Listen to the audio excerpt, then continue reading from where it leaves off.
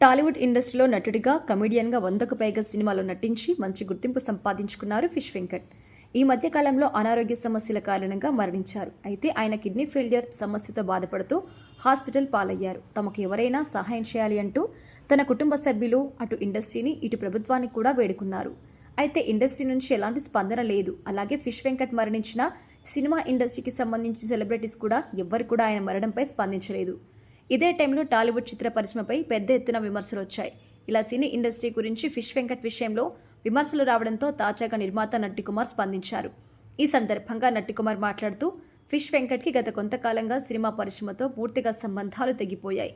పరిశ్రమతో మంచి సంబంధాలు కొనసాగిస్తున్న వారు మరణిస్తే సినిమా సెలబ్రిటీస్ అందరూ అక్కడికి వెళ్తుంటారు. సినిమా ఇండస్ట్రీ అంటే ఒక బిజీ ప్రపంచం.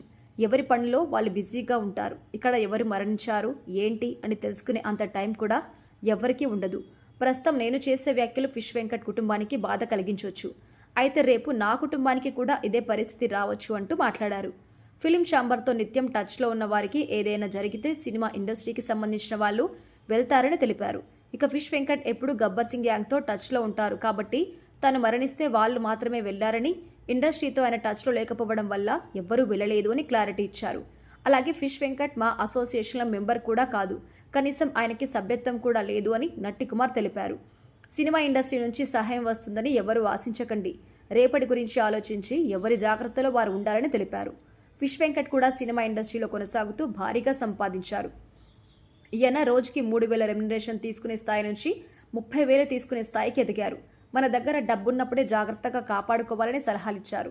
ఆపదొస్తే ఎవరైనా మాట సహాయం చేస్తారేమో, కానీ డబ్బు సహాయం అందరూ చేరు అంటూ నట్టికుమార్ ఫిష్ వెంకట్ మరణం గురించి, ఆయన మరణం పట్ల సినిమా సెలబ్రిటీస్ స్పందించకపోవడం గురించి వ్యాఖ్యలు చేశారు.